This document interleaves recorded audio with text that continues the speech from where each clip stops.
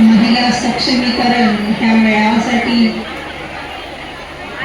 व्यासपीठावर उपस्थित आदरणीय सन्माननीय आणि समोर बसलेल्या माझ्या सगळ्या माता भगिनींनो,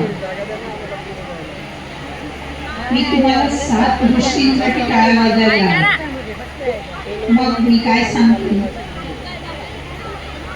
पहिली गोष्ट, स्वतःसाठी टाळ्या वाजवायच्या आहेत तुम्हाला, दुसरं कोणासाठी नाही.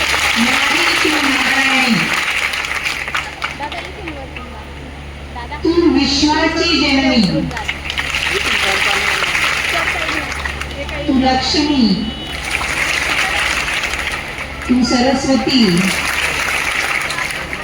तू गंगा, तू जमुना, तू कावेरी, तू भगीरथी,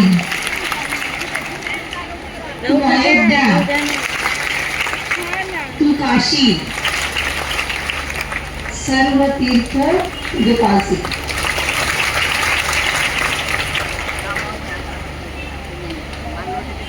आजचा मेळावा विकासजी नारी शक्ती आहे आणि नारी शक्ती काय करू शकते याची प्रचिती आपल्या सगळ्यांना आहेच.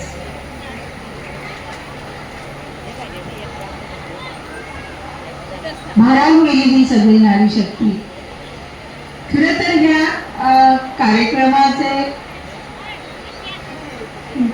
जे उद्दिष्ट आहे महिला सक्षमीकरण, आणि या कार्यक्रमाला त्यांनी सहकार्य केलेलं आहे. थोडंसं मी जास्त परिचित नाही, पण आत्ता जे 2 मिनिटासाठी डॉक्टर नीलकंठजी तुमच्याबद्दल जे काही ऐकलं, हे ईश्वराचं रूप असतं. परमेश्वर मूर्तीमध्ये जर बसून हताश झालेला असतो आणि त्याला काहीतरी करायचंय दीनदुबळ्यांसाठी, त्या अशा व्यक्तींमध्ये येऊन तो काहीतरी करत असतो. हे ईश्वरी कार्य डॉक्टर साहेब तुम्ही करताय. तुमच्या ईश्वरी कार्याला आम्ही नतमस्तक होतो.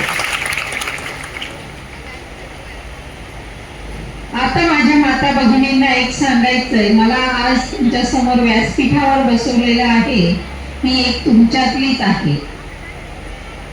वयाच्या मला हे सांगणं थोडं गरजेचं आहे की ते का आपण थोड्या संकटांवर घाबरून जातो, हताश होतो, काहीतरी निर्णय घेण्याला प्रवृत्त होतो, किंवा आपण बऱ्याचसा वेळा आपण असाच आपल्या आयुष्याचा रडण्यात घालवतो. तर मी माझ्या आयुष्यात रडली कधीच नाही. वयाच्या 2ऱ्या वर्षी मला पोलिओ झाला. पोलिओमुळे माझे 2 पाय दिव्यांग झाले आणि तेव्हापासून मी पळायला लागले. आता तुम्ही म्हणा 2 पाय दिव्यांग झाले आणि पळायला लागले, ते का? परिस्थितीसाठी मला झटायचं होतं आणि ते परिस्थितीला झटण्यासाठी मला पळावं लागलं. पाय नसताना पळावं लागलं. तुम्ही कल्पना करा, ज्या गाडीला चाकच नाहीये त्या गाडीला ओढण्याला किती त्रास झाला असेल. तर माझ्या सगळ्या माता भगिनींना सांगण्याचा उद्देश एकच आहे, तुम्ही सबलाच आहात. सबली करण्याची तुम्हाला गरज नाहीच आहे. फक्त अंतरीचा दिवा पेटवण्यासाठी कुणीतरी विकासजींसारख्या व्यक्तीने किंवा नीलकंठ दादांसारख्या व्यक्तीने पुढे व्हावं लागतं की आम्हाला आमच्या अंतर्ने जळवून ठेवण्यासाठी. आमच्यामध्ये खूप शक्ती आहे, खूप ताकद आहे. प्रत्येक भगिनीमध्ये माझ्या खूप ताकद आहे. फक्त आपल्याला गरज आहे योग्य मार्गदर्शनाची, योग्य वेळ लढण्याची, आणि ती लढण्याची आता वेळ आलेली आहे. स्वतःशी लढण्याची, व्यवस्थेशी लढू नका, कोणाशी लढू नका. बऱ्याच वेळा असं वाटतं की आता तुम्ही खूप नशीबवान आहेत, तुम्हाला अनेक आता विकासजींनी सांगितले अनेक योजना तुमच्यासाठी मोदीजींनी आणलेल्या आहेत. तुम्ही खूप भाग्यवान आहात. अशा सरकारमध्ये इथे आपण जन्म घेतलेला आहे आणि आपण त्या भारत मातेच्या सुपुत्र आहोत. वयाच्या 2ऱ्या वर्षी पोलिओने पाय गेले आणि नेतीला तेवढं करून म्हणजे समाधान नाही झालं, तर वयाच्या 12व्या वर्षी माझे वडील गेले. आणि इथे बऱ्याचशा माता भगिनी, माझ्या विधवा भगिनी इथे असतील, माता असतील. माझी आई वयाच्या 32व्या वर्षी विधवा झाली.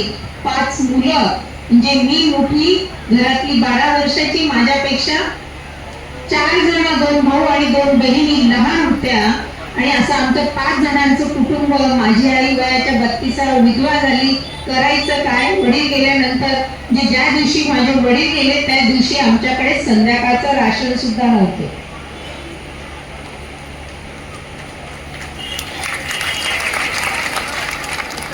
एकमेकांच्या तोंडाकडे बघून अश्रू ढाळून माझी आई आमच्या सगळ्या 5 भावंडांकडे बघायची, रडून झोपून घ्यायची. आई वडील गेल्यानंतर प्रचंड आजारी झाली की तिला विश्वास नको झालं होतं की माझा नवरा गेला, मी आता जगून काय करू. अशा परिस्थितीमध्ये 5 मुलांचं करू काय. त्यात अजून एक मुलगी अपंग ती तुमच्या समोर आता बोलते आहे ती. आणि तेव्हा खूप दिवस स्वतःला अनेक प्रश्न केल्यानंतर विचार केला की तुला आता लढायचं, तुला आता काम करायचं, पण काय करायचं. वयाच्या 12व्या वर्षी मला एक शिलाईची मशीन दिसली आणि त्या मशीनला दोरा लावून मी जे तिचं यंत्र जे चालू केलं आणि आज गेल्या 40 वर्षापासून ते यंत्र इतकं जोरात चालू आहे की त्याचं गारमेंट फॅक्टरी म्हणून 40 गावात खूप मोठ्या रूपांतर झाले आहे. जिल्ह्याची एकमेव गारमेंट फॅक्टरी 40 गावाला सुरू आहे. फक्त त्या एका शिलाई यंत्राने. जेव्हा मी ते शिलाई यंत्र सुरू केलं तेव्हा हातशिलाईची मशीन होती.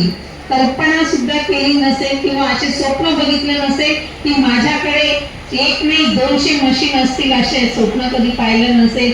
कारण ते स्वप्न बघायला सुद्धा एक शाश्वती लागते.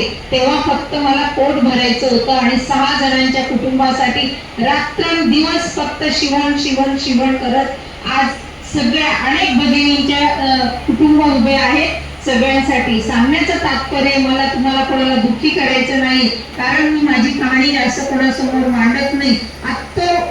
यातना, संघर्ष, कष्ट आणि त्याच्यामध्ये एकच ठेवलं की प्रामाणिकपणे काम करायचं आणि आपलं कुटुंब उभं करायचं. मला तुमच्यामध्ये सगळ्यांमध्ये माझी आई दिसते. माझ्या सगळ्या आया भगिनींना एकच सांगायचंय की जीवनामध्ये अनेक प्रसंग येणार आहेत, अनेक प्रसंगांना लढण्याची शक्ती जी तुमच्यामध्ये आहे ना ती कुणामध्येच नाही. प्रत्येक संघर्षातून प्रत्येकाला लढावंच लागणार आहे. पण लढताना एक गोष्ट लक्षात ठेवा की मला काहीतरी करायचंय, मला कशासाठी तरी जगायचं. मला कशासाठी जगायचं?